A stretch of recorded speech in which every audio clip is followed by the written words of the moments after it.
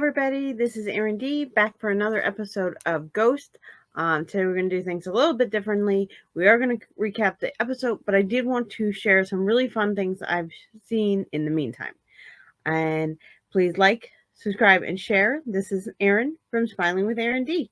And we're going to recap Season 1, Episode 6, Pete's Wife. And this is a really cool episode. But before we get into the episode, let's have a little bit of fun.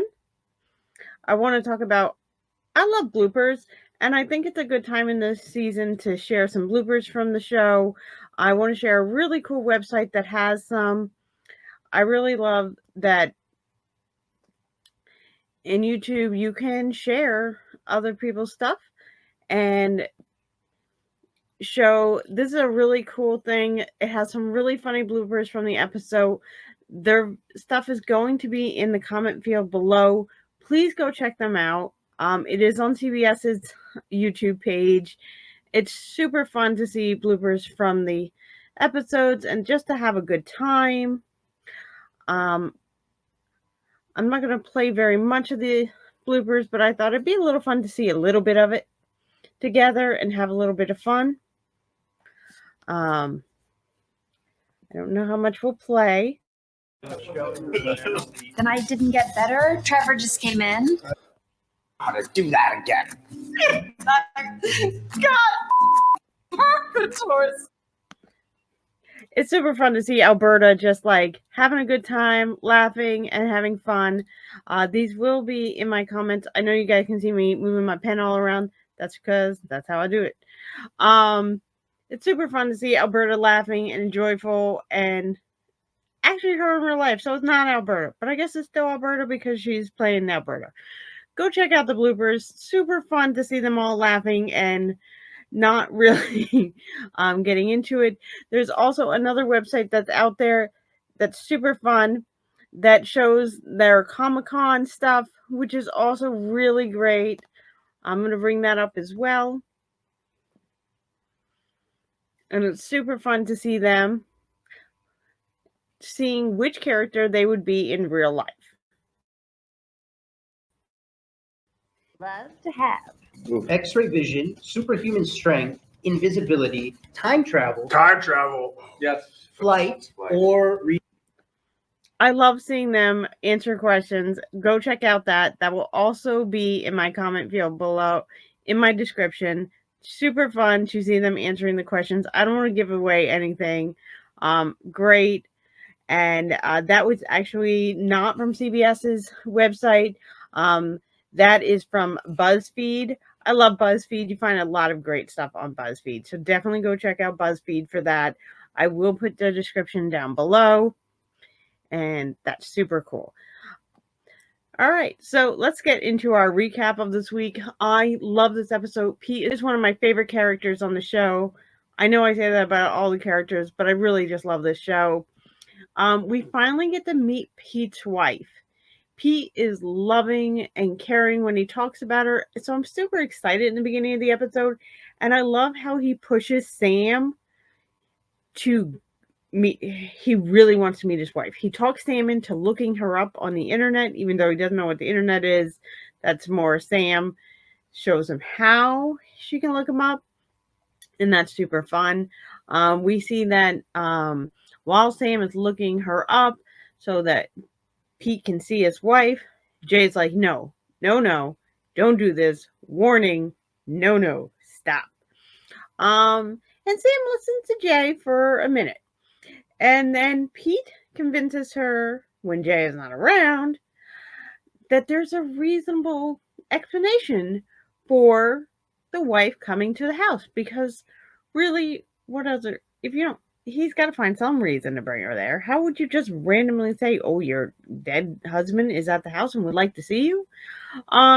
So he talks about his manual that has been in the house since he died, because the woman who lived in the house had brought in his manual, which he had written in. And he's like, you could tell my wife and tell her to come get it and you could return it to her. And wouldn't that be cool? We also find out that Pete has a daughter, which I didn't know yet. So that was really cool. And Pete really wants to see his family. So he's really pushing, tell my wife, and then I can see my wife and daughter. So finally, Sam agrees. Sam contacts his wife, named Carol. So this is the first time we get to meet Carol. And Carol comes to the house. Well, when she gets out of the car, her daughter's not with her. She couldn't make the trip. She lives in Philadelphia. Great city to live in. I'm just saying, Philly, all the way. So she gets out of the car with Pete's best friend. Pete is so excited. He's not only getting to see his wife, he's getting to see his best friend. Red flags are going off for everybody else, but not Pete. Pete's just super happy. And it's super cute that his wife did come to get the manual, and they go into the house. It's very awkward because Sam knows Pete, but she has to pretend she doesn't know Pete.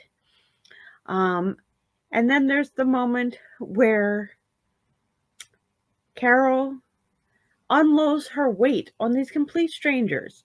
And they try and stop her because they know whatever is coming out of her mouth is bad and Pete's going to hear. And she admits she was cheating on Pete while they were married, while Pete was still alive with his best friend.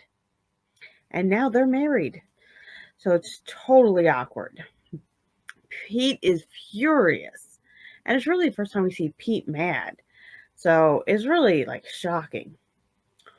Also in the episode while this is happening, Thor and Sass have been watching a TV show together and bonding. And it's really cute to see those two bond.